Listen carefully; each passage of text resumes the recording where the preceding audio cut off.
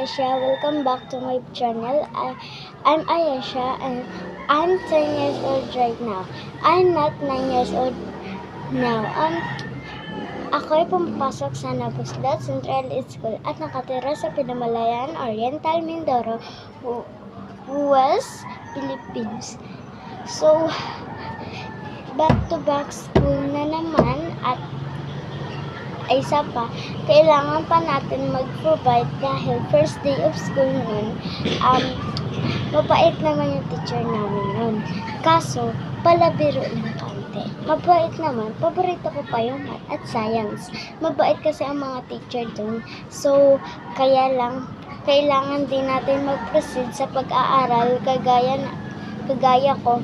Nag-aaral din ako sa gabi para makapasa sa exam sa lahat ng sagot at nagtataas ng kamay. This is for today's guys. Bye!